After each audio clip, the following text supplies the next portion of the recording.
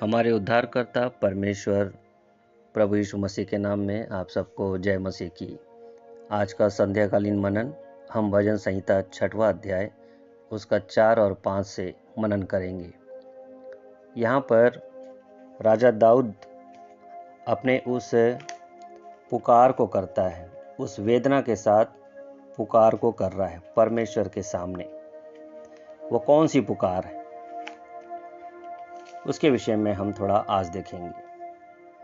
संकट के समय दया की प्रार्थना के विषय में ये भजन कहता है।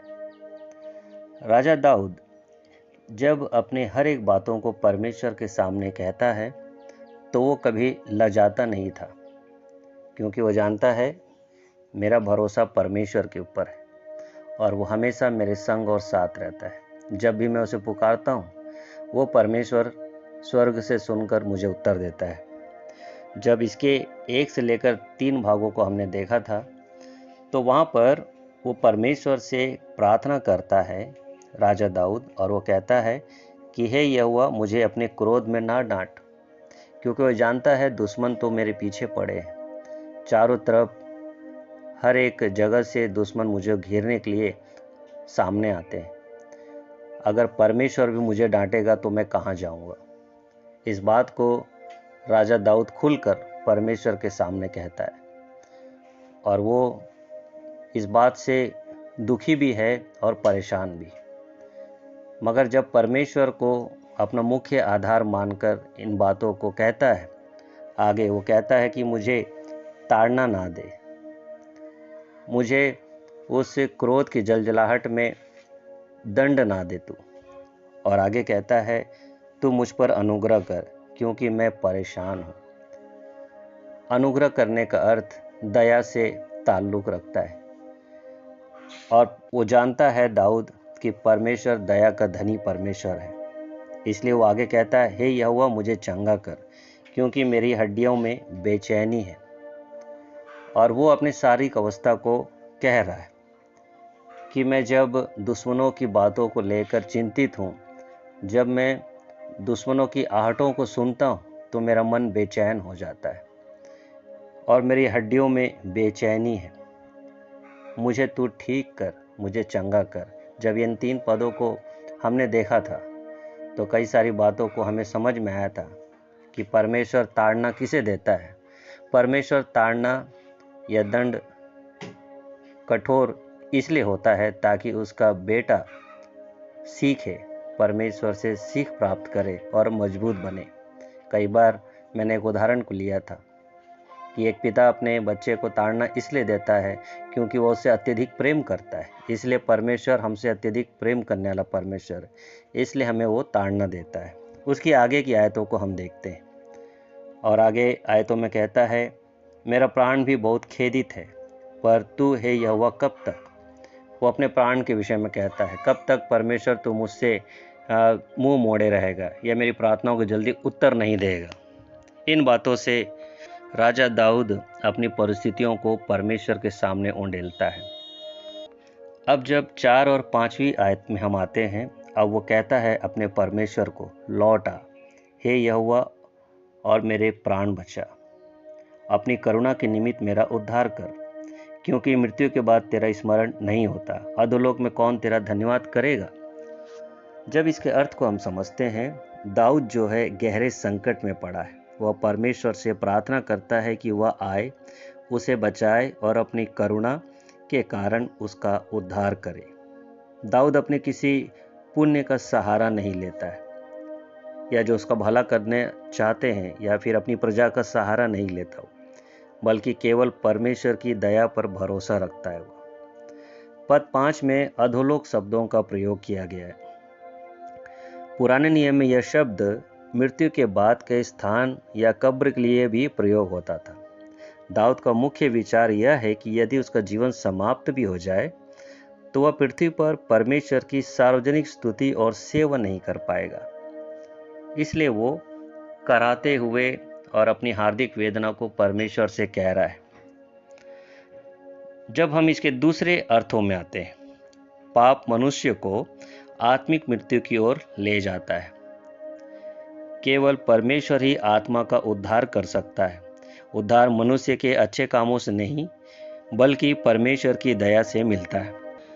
और इसे हम इफिसियों की पत्री 2 अध्याय 4 और 5 पद से समझ सकते हैं।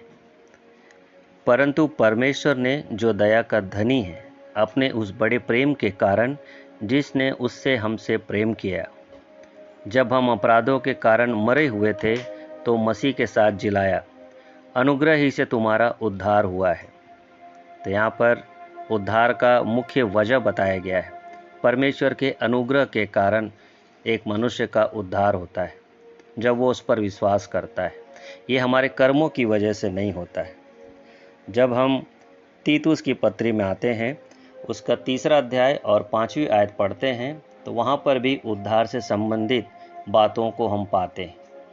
उसका 3 का 5, तीतुस की पत्री 3 अध्याय उसका और 5वीं आयत में हम ऐसे पढ़ते हैं, तो उसने हमारा उद्धार किया, और यह धर्म के कर्मों के कामों या फिर कामों के कारण नहीं जो हमने आप किए, पर अपनी दया के अनुसार नए जन्म के स्नान और पवित्र आत्मा के हमें नया बनाने के द्वारा हुआ। यानी कि जो हमारा उद्धार किया, यह हमारे धर्म के कामों के अनुसार हमारा उद्धार नहीं हुआ जो हमने आप किए, पर अपनी दया के अनुसार। मतलब परमेश्वर ने अपनी दया को प्रकट किया और उसने हमारी अवस्था को देखा, हम पर तरस खाया और हमारे जीवन में अनुग्रह को किया। और वही अनुग्रह प्रभु यीशु मसीह ने हमारे जीवन में किया। अपने इकलौते पुत्र परमेश्वर ने जब यीशु मसीह को भेजा, वो हमारे खातिर, हमारे पापों के खातिर सूली पर चढ़ गया, वह मारा गया, वह गाड़ा गया और पवित्र शास्त्र के अनुसार तीसरे दिन जी उठा। परमेश्वर ने अपने इकलौते पुत्र को जगत में क्यों भेजा? जब हम यूहन्ना 3 का 16 में पढ़ते हैं तो हम पाते हैं, क्योंकि परमेश्वर ने जगत से ऐसा प्रेम किया कि उसने अपना इकलौता पुत्र दे दिया, ताकि जो कोई इस पर विश्वास करे वह नाश ना हो परंतु अनंत जीवन पाए। तो ये दे दिया का अर्थ क्या है? परमेश्वर ने अपने पुत्र को हमारे लिए दे दिया, ताकि हर एक इंसान जो पृथ्वी पर वास करता है, जब यीशु मसीह के ऊपर विश्वास करता है, तो ना ही उसके कर्म काम आते हैं, ना ही उसके धर्म काम आते हैं, केवल विश्वास काम आता है। और ये विश्वास के द्वारा ही अनुग्रह से हमारा उद्धार होता है।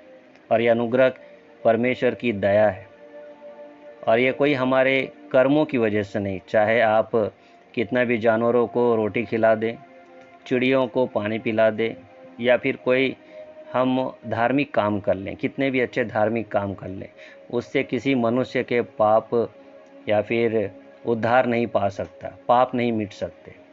पाप कैसे मिटते हैं? जब एक व्यक्ति परमेश्वर के इकलौते पुत्र प्रभु यीशु मसीह के ऊपर विश्वास करता है, मन से विश्वास करता है। और राजा दाऊद जो है अपने उस अनुग्रह के विषय में बताता है, मेरा उद्धार कर करके। उद्धार के अलग अलग संदर्भ को हम पाते हैं, मगर जब भजन संहिता में दाऊद इस बात को खुलकर कह रहा है प्रार्थना में, तो वो अपनी वेदना को, जैसे बताया मैंने, वो वेदना को प्रकट कर रहा है और इस बात को बताता है कि अधोलोक में कौन तेरा धन्यवाद करेगा। मतलब कि जब मैं मृत्यु में चले जाऊंगा तो कौन तेरा धन्यवाद कर सकता है। ऐसी एक दृष्टांत हम अधोलोक के संबंध में पाते हैं।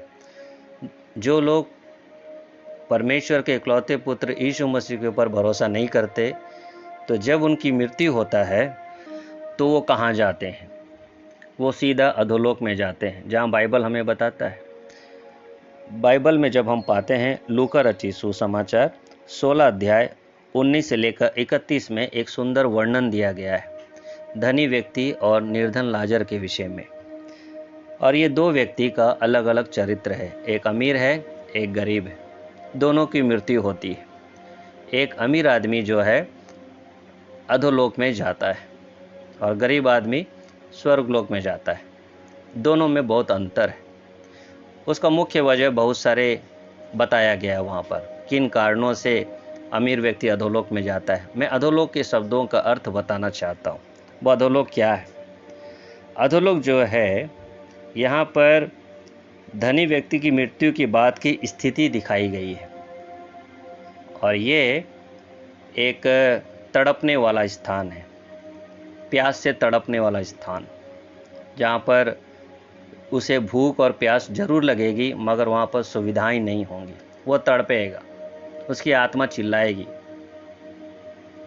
तो ऐसी परिस्थिति में कौन लोग जाते हैं? जिनका आत्मा का उद्धार नहीं हुआ है, जिन्होंने यीशु मसीह के ऊपर विश्वास नहीं किया है। और राजा दाऊद इस बात को अच्छे से जानता है कि मैं अगर मेरी मृत्यु होगी तो मैं क्या करूँगा, मगर इस बात को वो जानता था, मैं परमेश्वर के पास जाऊँगा, मैं अधोलोक में नहीं जाऊँगा, क्योंकि उसका विश्वास परमेश्वर के ऊपर है। और वो इस बात कहता है कि जो सारे लोग अधोलोक में जाएंगे तो वहाँ कौन धन्यवाद कर पाएगा, सब तड़पेंगे। वो अपने उद्धार के पुकार को करता है, वो तराशने के विषय में करता है।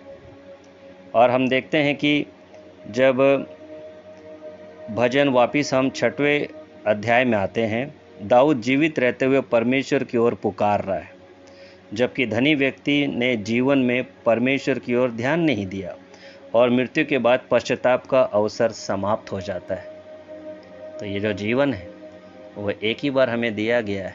दाऊद इस बात को अच्छे से जानता था और दाऊद ने परमेश्वर के पास रहकर अपनी हर एक बातों को बताया।